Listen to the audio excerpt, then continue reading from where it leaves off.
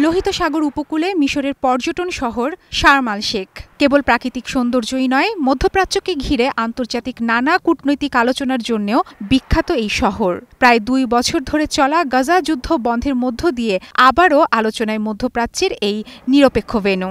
Israeli গণহত্যা বন্ধের পর সোমবার শার্ম আল শেখে হতে যাচ্ছে গাজা শান্তি আলোচনা।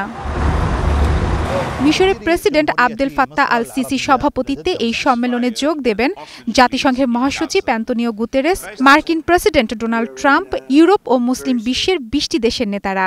গাজা যুদ্ধ বন্ধ করা, মধ্যপ্রাচ্যের শান্তি ও স্থিতিশীলতা জোরদার করা এবং আঞ্চলিক নিরাপত্তায় এক নতুন যুগের সূচনা করাই এই সম্মেলনের লক্ষ্য।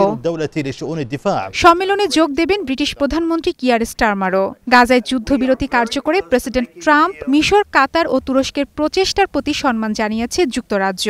শান্তি চুক্তির পরবর্তী ধাপগুলো কার্যকর করার ক্ষেত্রেও সমর্থনের কথা জানান স্টারমার। এই সম্মেলনে জাতিসংঘ ও বিশ্ব নেতারা একটি শান্তি চুক্তিতে স্বাক্ষর করবেন বলে আশা করা হচ্ছে, যার লক্ষ্য গাজা সংঘাতের স্থায়ী অবসান। এই পরিকল্পনার প্রথম ধাপে সোমবারের মধ্যে ইসরায়েলি জিম্মি ও ফিলিস্তিনি বন্দীদের মুক্তি দেবার কথা রয়েছে। তবে মিশরের বৈঠকে ইসরায়েলের প্রধানমন্ত্রী নেতানিয়াহুর যোগ দেওয়াটা এখনও অনিশ্চিত, আর হামাস জানিয়েছে তারাও এই সম্মেলনে অংশ নিচ্ছে না।